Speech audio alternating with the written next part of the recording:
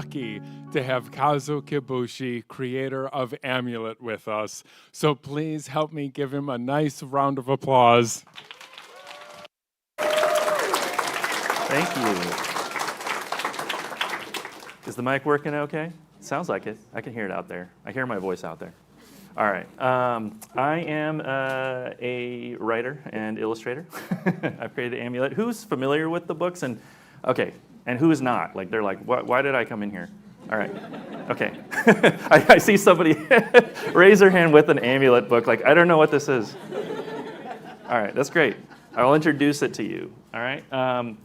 So what I'm going to do is I'm actually going to do like a little modified version of my school talk. A lot of the authors that you see here, we go to schools and we talk about stuff. In my case, I'm always talking about process, like perseverance, like how you kind of learn from your mistakes. And I'm going to show you how many mistakes go into making an Amulet book. You'll get to see a little bit more than usual of the behind the scenes. I actually decided to throw something in that I haven't done in a long time too, is I'm going to show you my next book, a little bit of it, just a few images, so I'll show you that at the end. And I'm also going to paint something for you. So I'm going to do a drawing, a live painting demonstration, so you can see what it looks like to paint in Photoshop. And while I do that, I'll be like a jazz pianist, just painting while answering your questions. So if you have a question, just wait until the piano segment, and then we'll get to pretty much every question, I think. We'll have time for them. All right, so we'll start with a trailer for a book trailer. This is not a movie trailer. This is a trailer for Book 9, Wave Rider, in the Amulet series. We'll start with that now.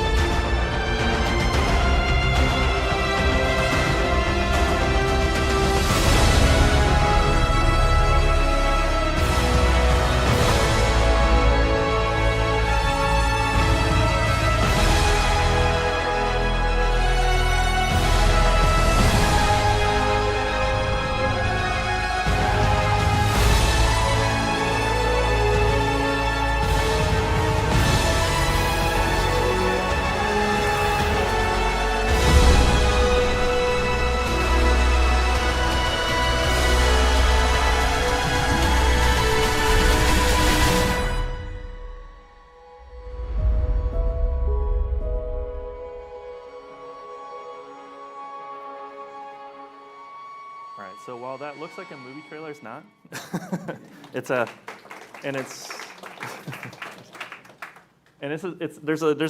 a fun story behind it. The creator of that trailer is a good friend of mine. His name is Denver Jackson. He is an animator that I've known since we were both basically teenagers. He was in college and I just graduated.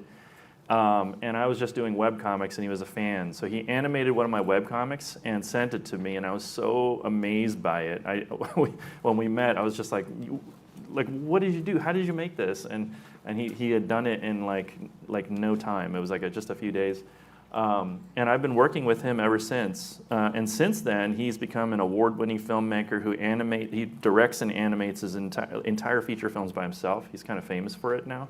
So he gives lectures at Annecy and SIGGRAPH and all these different places for what he does. Every time I have a book trailer, he comes in and does an amazing job. So it's actually a good reminder of the people that you're writing for and writing to. If you're a creator, they may be these kids, but they may grow up to be the next Steven Spielberg or something, and it's very likely going to be the case because I'll bet Steven Spielberg was reading a bunch of comics too, right? All right, so let's go from Amulet, of which there are 9 books. There is more Amulet in my mind. It is not in book form yet. And I do have a second series in mind to do. So if you were thinking, if that was a question, there are going to be more Amulet books, perhaps. I have another project I have to finish before I can consider it. But I wanted to complete a story so that it exists on its own and it can just be. And it's not like manga where you have to buy 100 volumes of it, It's more like Lord of the Rings or, Chronicles of Narnia or something. It's one that could just sit on the shelf even when I'm gone. And so I've completed the first one, but I do have a second one in mind to do. I've done other comics, such as the Daisy Cutter comic book series, which became my first graphic novel. So I did this first book, this graphic novel, on accident. I had a day job. I did not think of doing comics full time. Not as a young adult. I actually wanted to be like Jim Davis when I was a kid, like all the other cartoonists, young cartoonists. When I was 5 or 6, I thought, oh, I'll be a cartoonist. And then I realized how hard it was and how how it was very likely that it's not going to happen. Plus, I didn't see any of the kind of books that I would want to read. I wanted to read books that were made for people like my parents or my grandparents or just the kind of movies that I watched. And I didn't see that in the superhero comics or the cartoons. So I just figured this is not where I was gonna be. I was actually working in architecture. I worked in animation. I was a director on a Walt Disney feature animation film for a short while. And this was in my early 20s after college. But during that time, I was asked if I wanted to do a comic book by this publisher, Viper Comics. They saw this character that I drew named Daisy Cutter. It's a steampunk western character that I just drew for online drawing forums. And they said, do you have a story for her? And I was like, yeah, I think I can come up with a story, but I don't have time to make a lot for you. I'll do 1 issue, just 1. And they said, fine. So I told them like I would only do 20 pages, and they're like, fine, we'll do that, that's fine. I did 40 pages, and then I said, there are 3 more. Like, this story is not complete. I got to finish this thing. So we did 4, and so I accidentally made my first graphic novel. It's still the only thing that's been like really, truly critically acclaimed that I've done. Because when Amulet came out, it was so poorly received, the first Amulet book came out, that I printed out the reviews and I still have them in my desk. So I look at them for motivation because I was an athlete. So this is the kind of thing that kind of gets me going. There's a school library journal review that I love reading because the first paragraph is just 1 word and it is meh.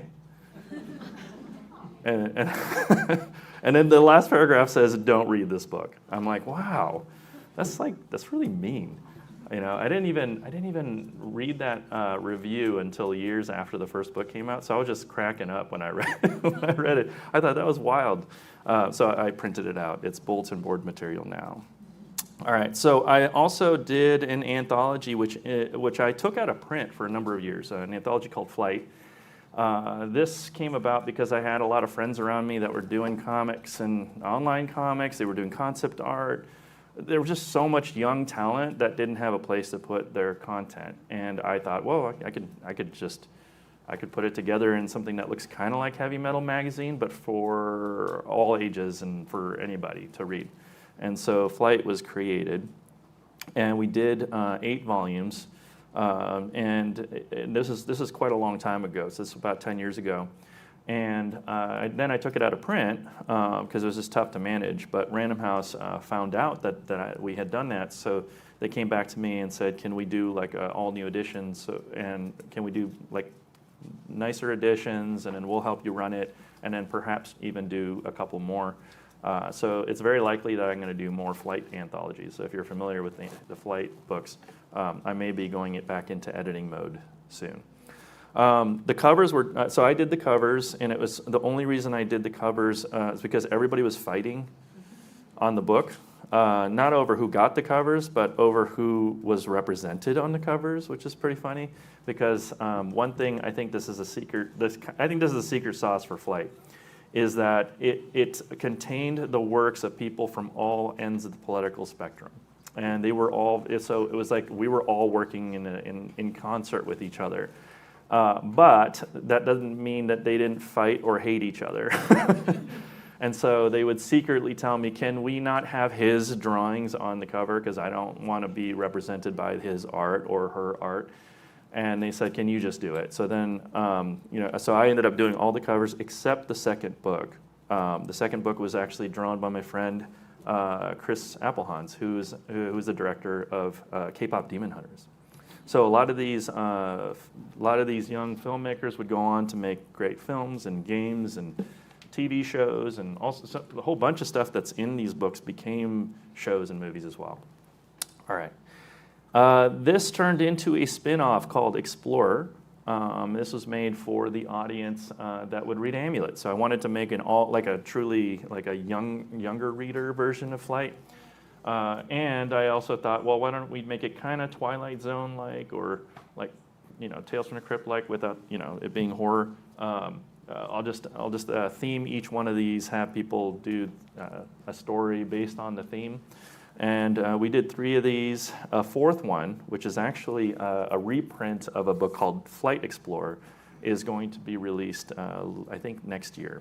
So this is fun. These are fun stories. One of the stories actually turned into that show Kipo and the Wonder Beasts by Red Seacrest. All right, so this is where people found my work. A lot of people ask me when they're trying to get into publishing, like, how do you break in? And I tell them there are more people in publishing looking for talent than there is talent. So, so just show up. And if your stuff is awesome or interesting or can fill a page, maybe you're just the only one available. They will ask you to make stuff. And that's generally what happens. I've seen it all the time. If you have what it takes, you won't have to look for the door. They'll just pull you up and ask you, do you want to do it? And I kind of knew that already, and I wasn't really looking for an opportunity because I was working in architecture. So I did a comic strip for my website called Copper, and a lot of people found my work through here. So if you don't have anywhere to take your comics, or you're too shy like I was to ask somebody whether or not they want to take my comic, you could just put it on a website. And this actually started as a comic strip for a magazine that went out of business. And when it was gone, I didn't have anywhere to put it, so I put it on my site. Okay. I also did the Harry Potter covers for the 15th anniversary edition paperbacks. So if you've seen these, because they've kept them in print since, this was done in 2012.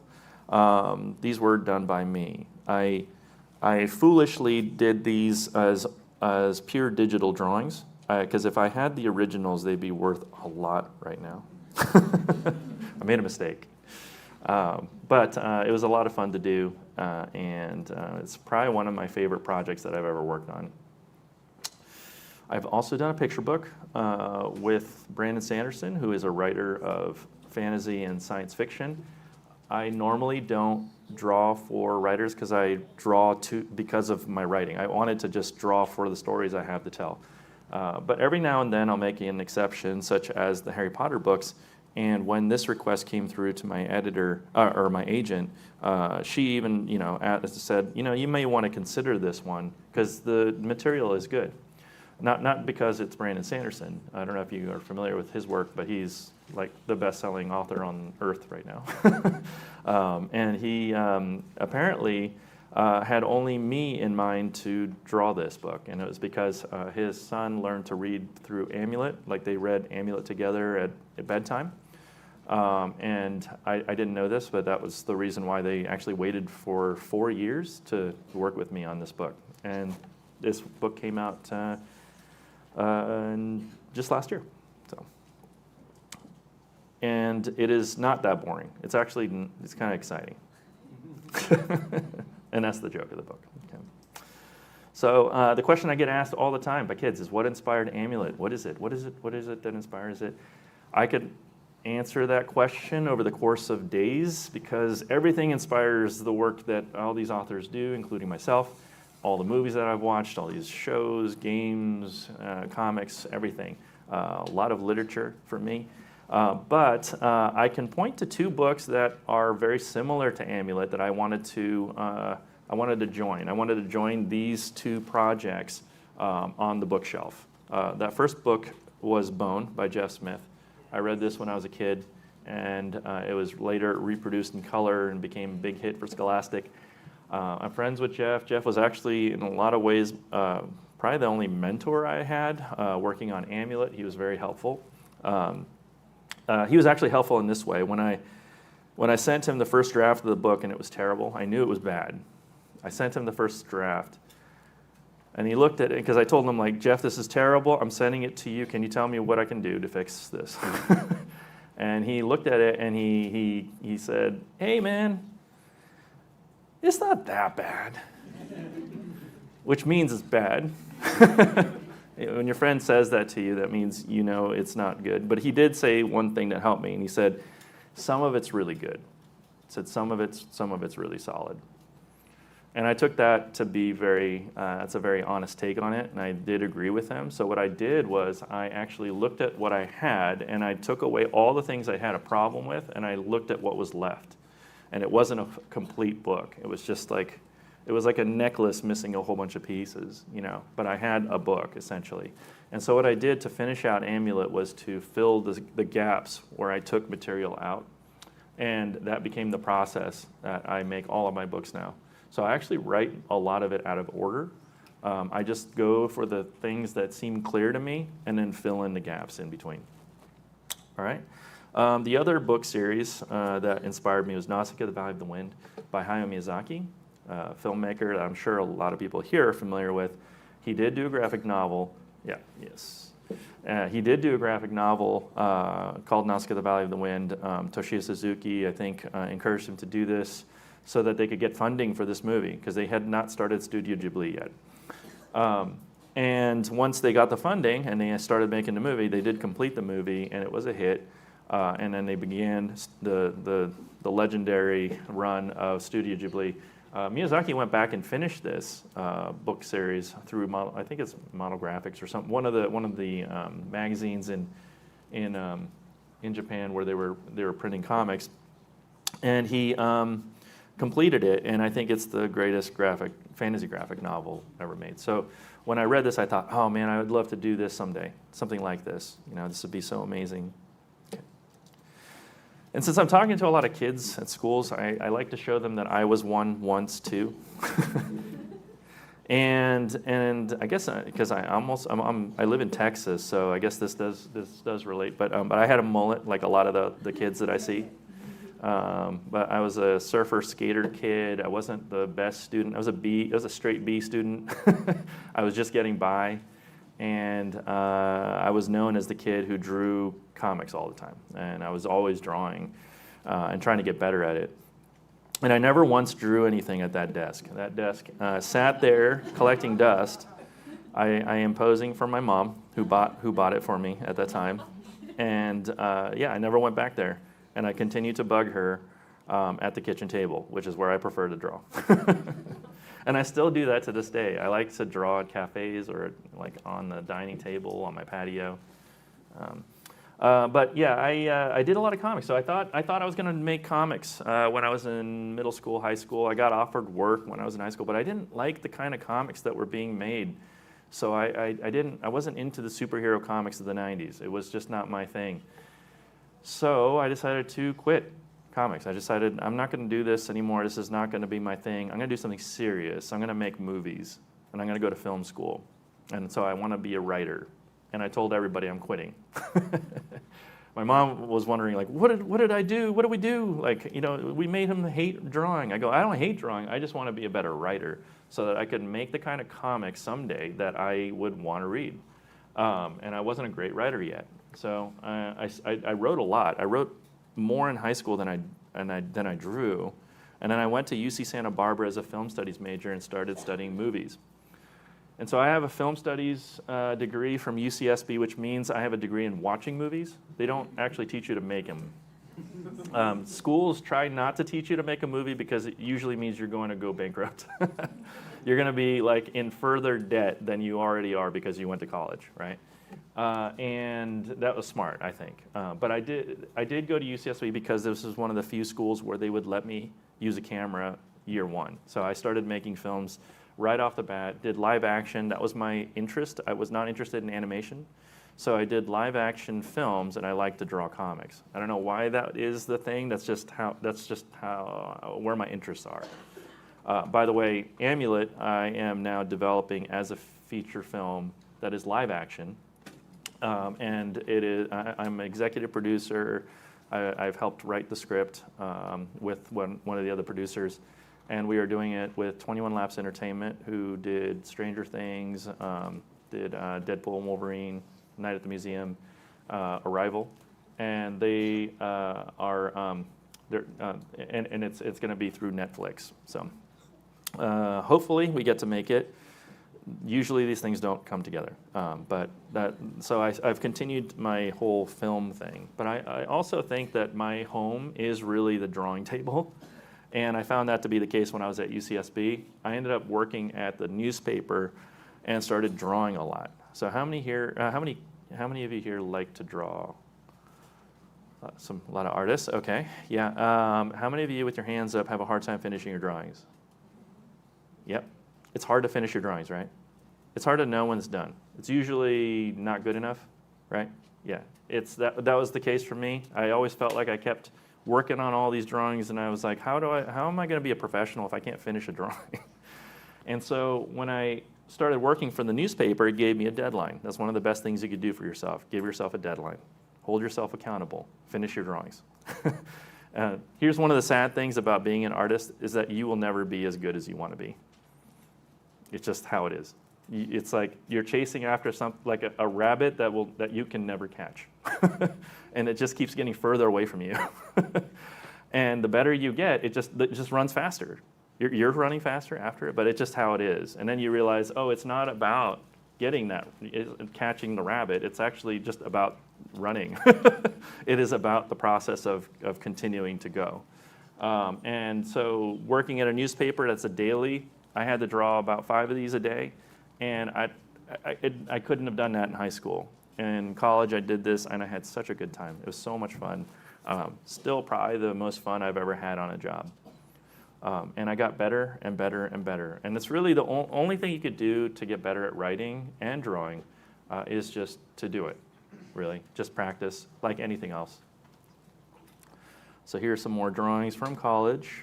And around that time, I thought, okay, my skills are getting up to the point where I think I could produce something that's publishable. So why don't I try making something like Nausicaa, the Valley of the Wind, or Bone? Let's see if I could do it. And this is what Amulet looked like the first time I tried when I was 19. And that's Trellis right there. And that is Leon. Leon was a cat. And he turned it into a fox so that his head could be a triangle. And the reason why that was important is that Misket existed, and Misket had a round head. And so I wanted to differentiate their designs very clearly. And Misket was also a doll back then, who would now become, for some reason, a 3-foot-tall mechanical rabbit, who I have asked countless times to be voiced by Liam Neeson. So if you're, that's the only request I've had on the movie, is that Liam Neeson be Misket. I just feel like the voice of Taken should be, should be the rabbit. And I didn't get very far in this, because here are these kids that look like they're 5 years old, and they're speaking like they're 40. And that means it was written by a teenager, because a teenager doesn't know anything. So I didn't know anything. I was 19 years old. I was just a kid. I had skills. I had talent.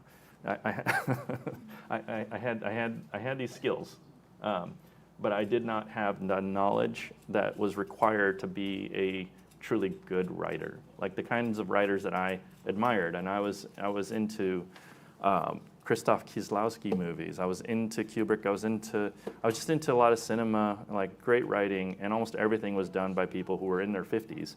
So I just couldn't do that. And so I just put it aside, and I realized this is not my time to do this. So I went off to do graphic design and architecture and all sorts. I worked in I worked in the bike industry for a while. I worked at a Target, worked at a movie theater, and I enjoyed every single one of those jobs. They were all fun. Okay. So I came back to this project after I had actually tried to direct a movie at Disney. So in 2002, 2003, I got a movie deal as a director. I was a really young director. I would have been 24 years old, 23, 24 years old, directing a movie called Let's Get Francis for Walt Disney Feature Animation. And they never let me do anything. So I had a feeling this was going to happen. Disney was in a weird place because Pixar was about to leave Disney. And I wasn't stuck in the middle of like parents fighting. And in the middle of that, I decided I don't want to be a part of this. I have this project, Amulet, that I'd like to protect, and I'm going to go take it to an audience instead of trying to get somebody's approval. And this is a big lesson to learn as an artist. There's a lot of artists out there who are like, hey, how do I get approval to do the thing I'm doing? And I would say to that person, if you're a real artist, you would not need approval from anyone to do what you're doing. You should just go do it, and then people will follow you, and that's what publishing is. The biggest published authors are people who just went out and did it because they had a vision for it, and then the publishing industry followed them. And so I would recommend that they stay in charge of their vehicle and keep your hands on the wheel. Okay. And so I went back into comics because I realized that in films and TV, nobody's going to let me make anything. So I pitched this to Scholastic with just 6 pages. And these are the pages I sent with no intention to put them in the book. I just did a sample, and I tried to do as much as I could in like a couple of days. Sent this to them with a synopsis. It was just a 1-page synopsis. They had asked me, by the way, to send them something. And so I sent them this. And I didn't have an agent at the time, but I got one because they were interested in this thing. And I would go into, they would make me a full-time graphic novelist at that point. And I've been doing this pretty much ever since. I signed my first contract with Scholastic, and this became my full-time job. That sequence would look like this later on, and it would just get better as I kept redoing it. It's actually good to see stuff like this if you're a young artist, because a lot of times people are holding on to their great idea or holding on to the great art. They think that I can't do better than this. If you feel that way, you're giving yourself no chances to prove yourself to be better, that you're saying that you're not going to be better later on. So just remember that whatever you're doing right now is only for now. What you're going to do tomorrow is going to be better if you believe in yourself and you just keep moving forward, and it will happen. And so just don't get too precious about it. And that's a lesson I learned pretty early, especially because the student film that I was making that was supposed to get me to Disney. This is not how I ended up at Disney. But I had an animated film that I was working on in college that I worked on for nearly 2 years. I came home to my apartment once after my job at the newspaper and saw that somebody had stolen it. They'd broken into my apartment, took my computer, all my hard drives and everything, and I'd lost 2 years of animating like every night I just didn't sleep. And after that I was so exhausted with the idea of trying to go back and redo the whole thing that I didn't do it. And yet I thought basically that meant that I was done.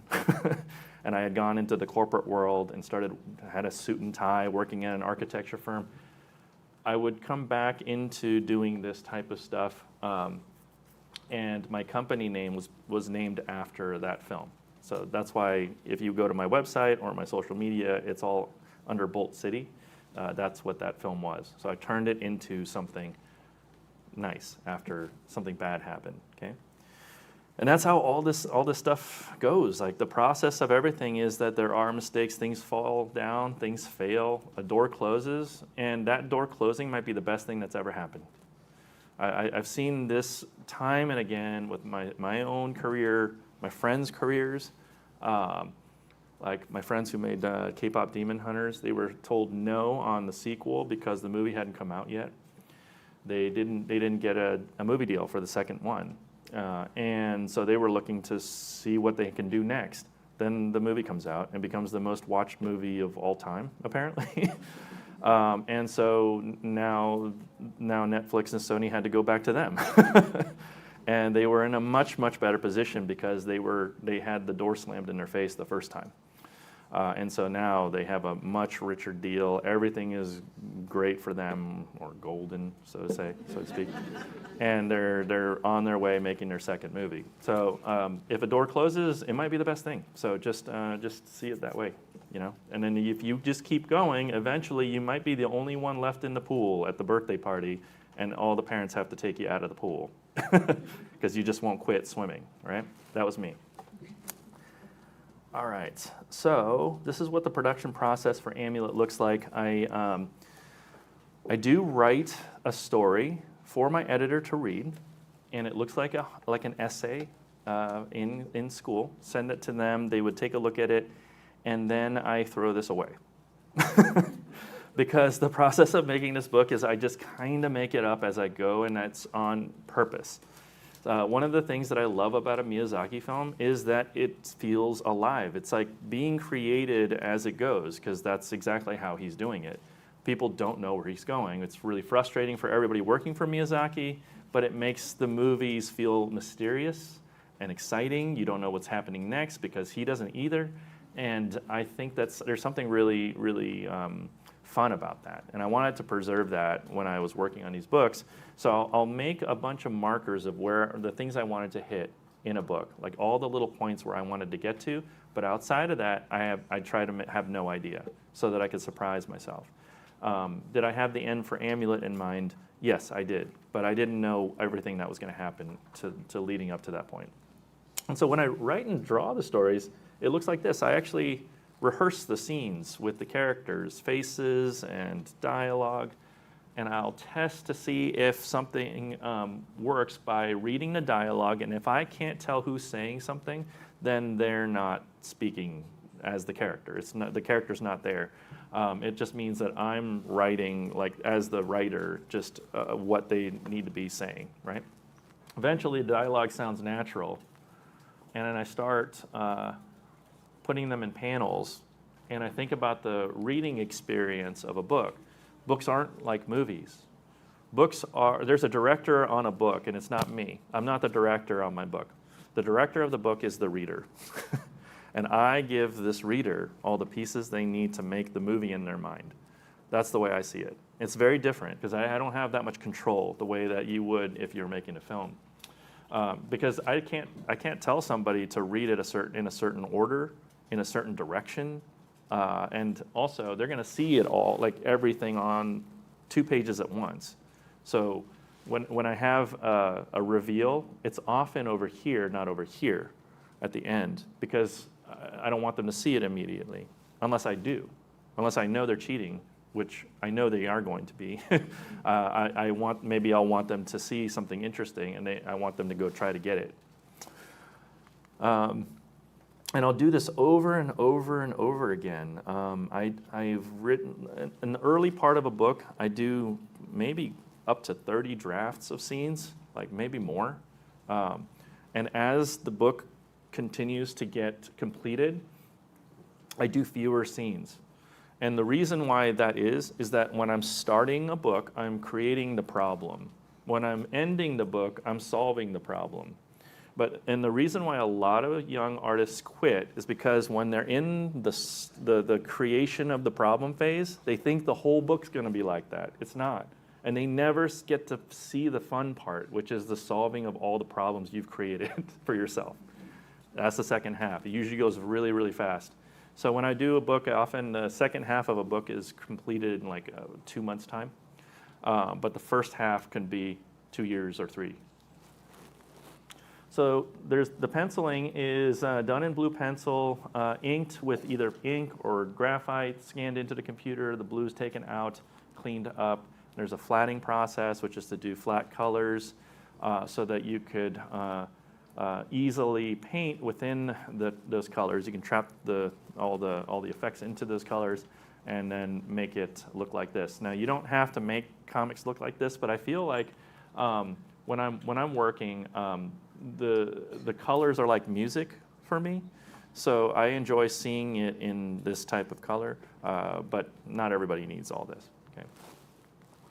All right. So when I do that, I actually have a spreadsheet set up for every production that shows like when I do the sketch, the thumbs. A lot of times I'll talk about how many drafts there are. They're not on this one because this is later in the book, but usually that draft number is around 7 on average. And then you could see the pens. This is when pencils are done. The prep work for the pencils, for the second set of pencils, which are for like detailed pencils.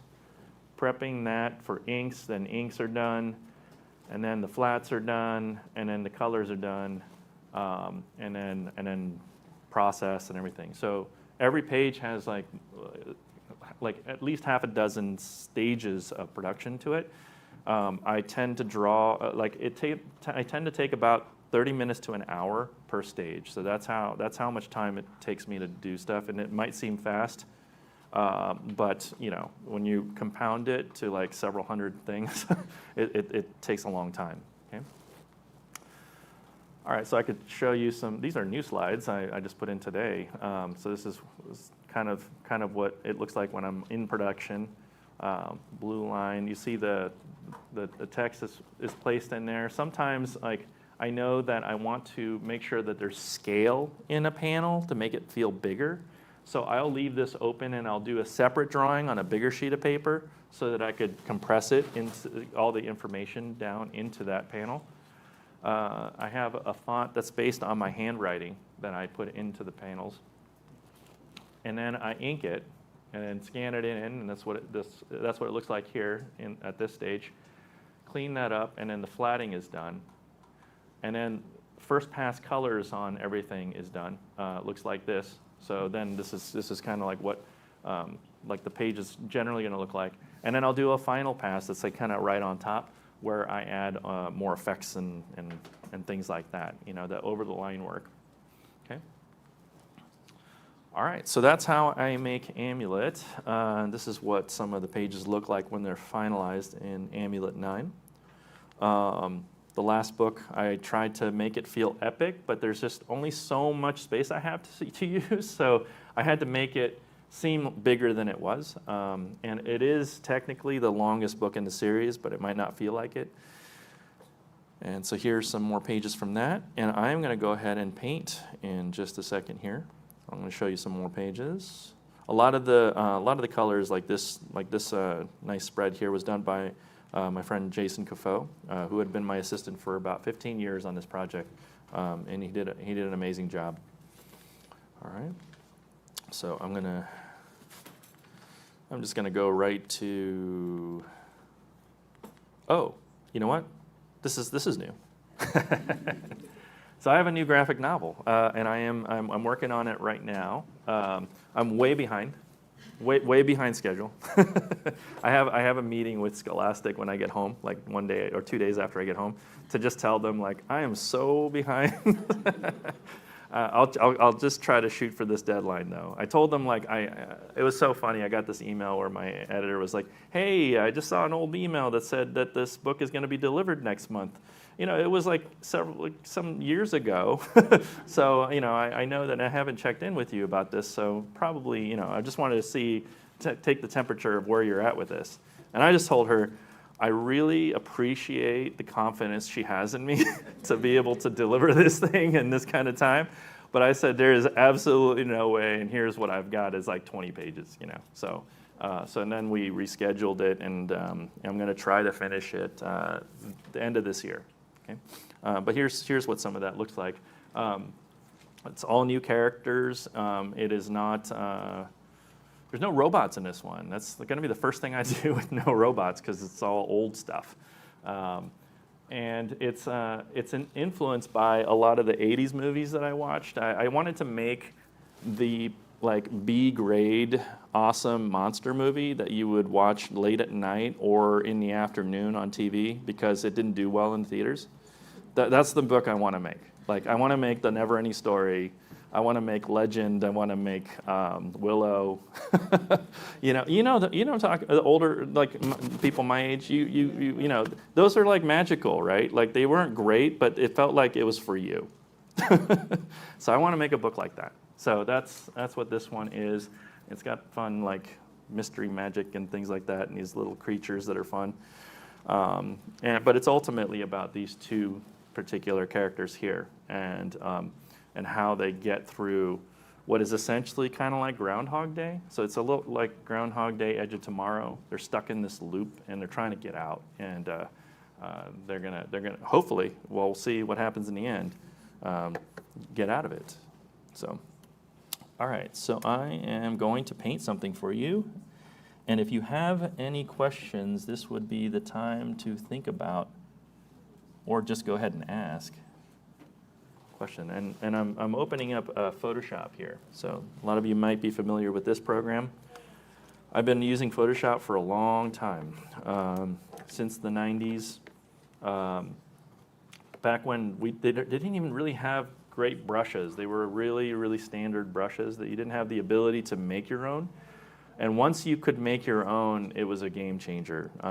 Because there was a time where my friends and I started using a program called Painter, which pretty much has disappeared since, because Photoshop is so much better at handling brushes. And it's pretty much all you need.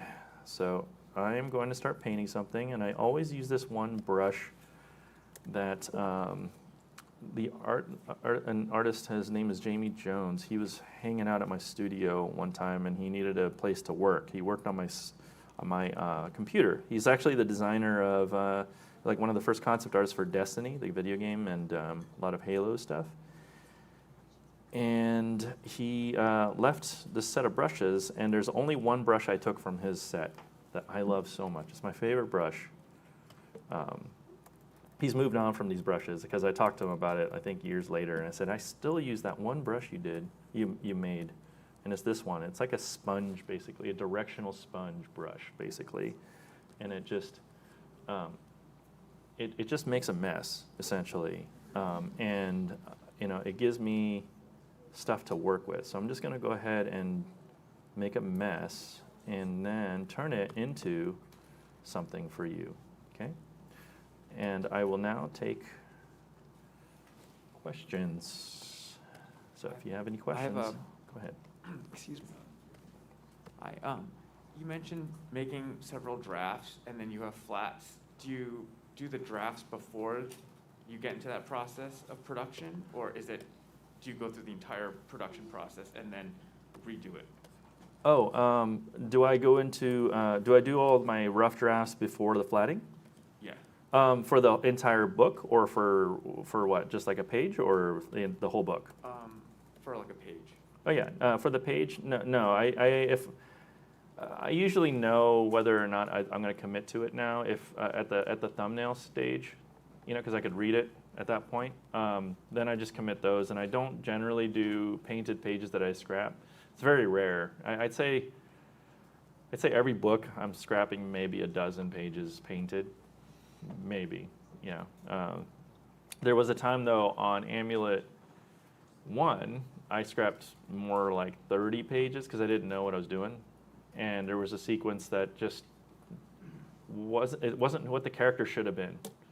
And so I had to go with my gut on that.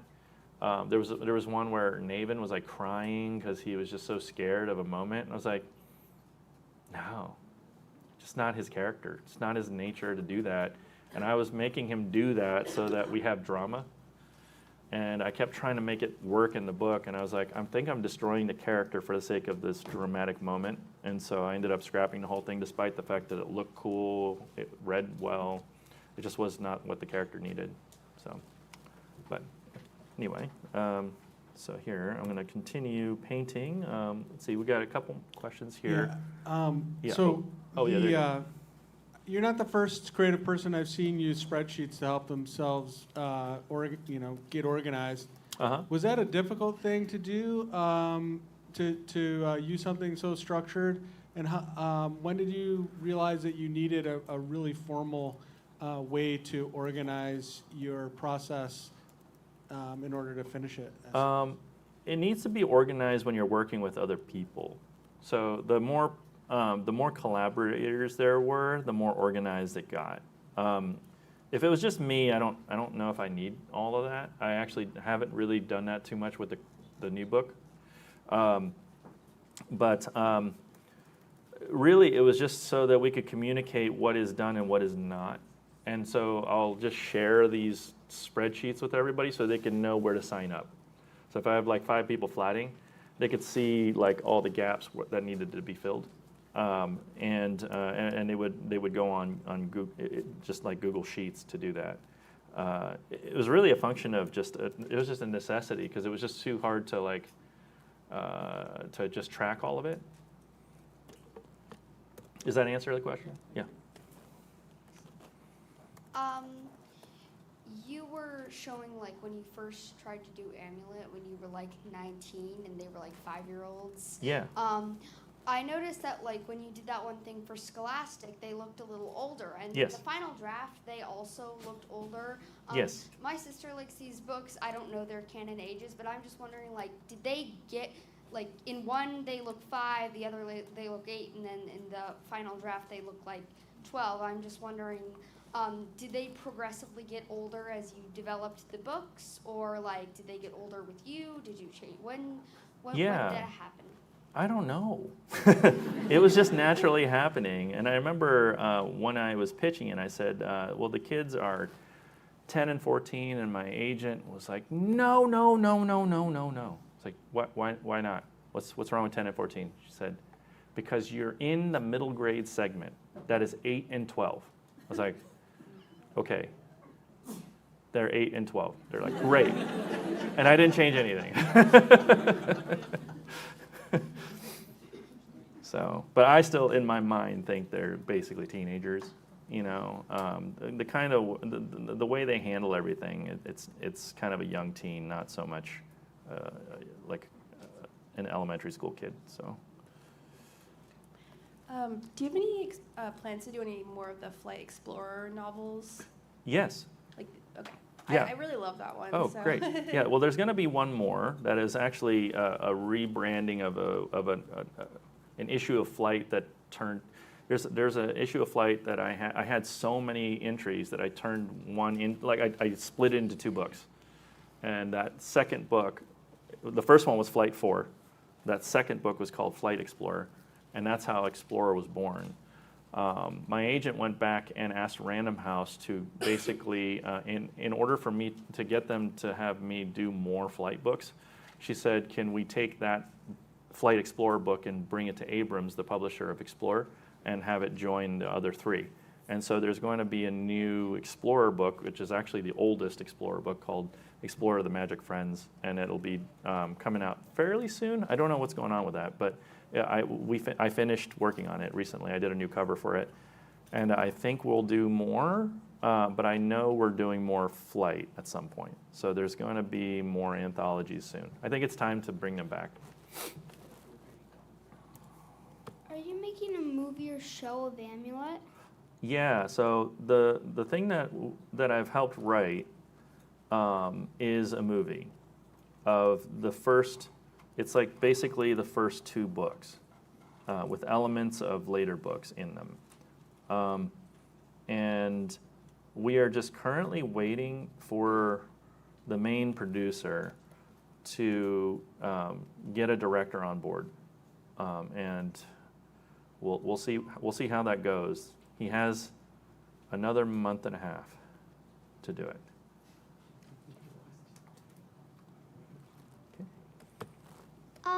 Why does Colin Corla have so small wings? Oh, yeah, I don't know. Because it's cute. I don't know. They're very powerful wings. They don't need to be big, I guess. Really, I don't think I could have fit them because they're such huge characters because they're mountain giants, right? Yeah, I don't know. I guess they're powerful enough, though. They're pretty big, though. Those are pretty big wings. I was wondering if you had advice for young artists when it comes to doing things by hand versus learning the digital tools. Oh, yeah, I prefer doing everything by hand, and I try to do everything on paper when I can. When I color and do things digitally like this, it's really because if you're having to change something a lot, it's pretty good to go into digital. So if you're working with an art director, there's approval processes, there's editing involved, then digital works a lot better because you can make those changes. I did like 130 drafts per Harry Potter book because there were so many people that had to say, oh, that wouldn't exist, or that doesn't look like this particular region of England, that kind of thing. And if I had to do that, and I had like oil paints, and I had like my Rembrandt outfit, and had like an email come in and said, okay, we need to change this and this and that, I'd be like, oh no, like we can't do that. Actually, it's like I would have to destroy this painting. So doing stuff like that, great digitally. I think it's better to do all your drawn work, the line work that you do for a comic on paper, as much as you can do it on paper as possible, and then transfer it digitally later.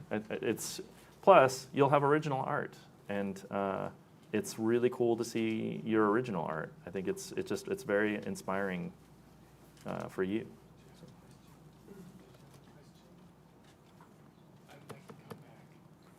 All right. So this program, even though a lot of artists use it for drawing and painting and things like that, it really was created for visual effects in movies, right? And I utilize it in this way. So what I get to do is I create painted images, but I can utilize the tools that are made for that are light based, that are made for movies, to like add effects and stuff to a painting that I do. And I think the combination of the two is really affecting like dramatically. So what I'm doing is I'm adding light to it with a brush right now, so that you could see it. It's actually hard to see on that screen, but all right. I read Amulet quite a few years ago. I needed to go back to it, but I just recently started doing all of my artwork on Photoshop. Yeah. So this is really cool to see. Oh, yeah. I noticed that you do a lot of like focusing on negative space almost. Like you'll kind of go in with a different color to like carve out that building.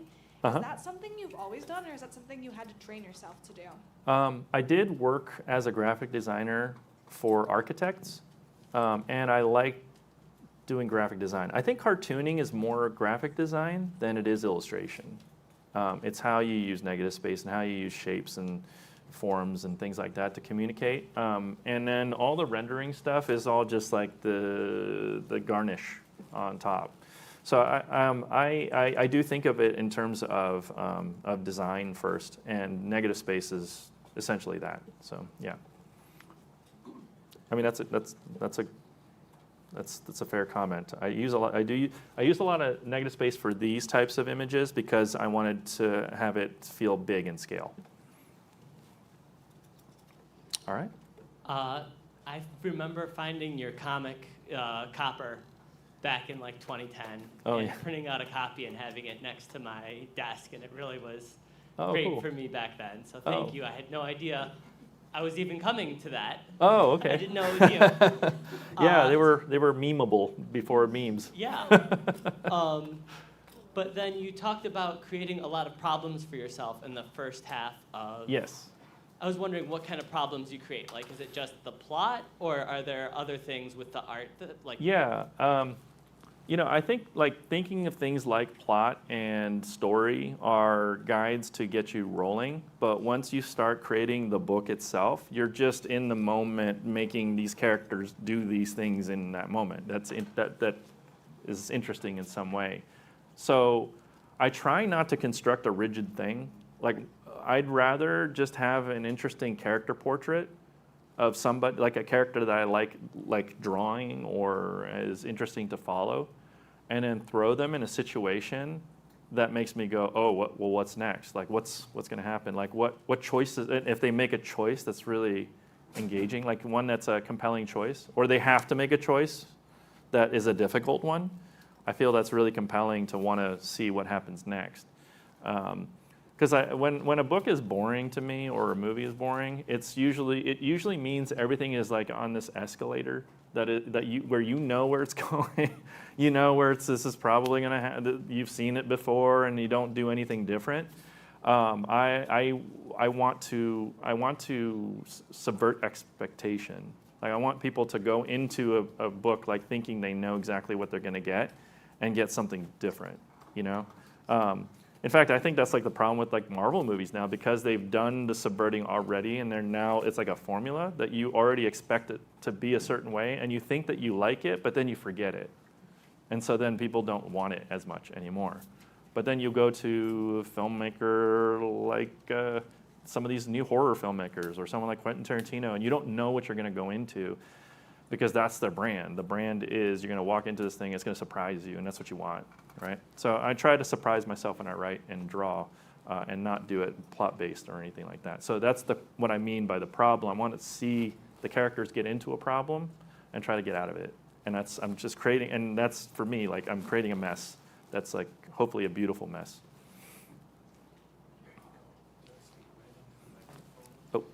Oh, go ahead. Do you write your comics by hand first, or do you go straight to your typing? Oh, by hand first, yeah. Well, I write on like a document, a kind of a semblance of a story, and I send it to my editors so that they feel like I'm doing something, and that they feel comfortable, like that something's happening, and then I throw that away. And then I go back and I do the real thing, which is to draw it. I just start drawing it, like based on maybe some of the stuff I typed, but usually not. So it may just be me, but it seems like Amulet 8 and 9 took a lot longer than the other, like 7 Amulet books. Mm-hmm. Was that just me, or was that you like just having them take longer because you're focusing more on the art or the plot, or what was that? Number one, the pandemic was happening, and I didn't want to, like when Amulet 9 came out, that was like right when everyone was back in stores. I just didn't want to do a virtual final tour for this series. That's one. But two, I was kind of interested in seeing how long like the books can just hold up without having to do new ones. Because if I had to produce a new book every year all the time, it'll, one, burn me out, and it might burn the audience out, I think. If you try to make too much content, I feel like that's the problem with the Disney Star Wars stuff. I think you get too much of it. Eventually, it doesn't feel special anymore. So, I was trying to fight back on the tide of like the publisher pushing for more to see if I could, do something different than manga in a way. And it worked. What I found was the sales of Amulet went up. And so they kind of left me alone. They're just like, we need to keep you doing more Amulet books so that the books can continue to sell. But I thought, like, I think you're making it harder for the retailers too. Like they're gonna now have to do 13, 15, 16, 17 books. Like that's a lot to juggle if you're running a store. So I was like, well, why don't I just focus on making each one of these high quality so they just stick around for a while?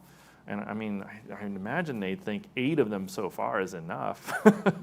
and it served to be true. It actually proved right. Yeah. So I'm kind of just trying to figure out what a good rate of speed is, and also I'm raising my kids and stuff. I don't want to be away from them to do my work.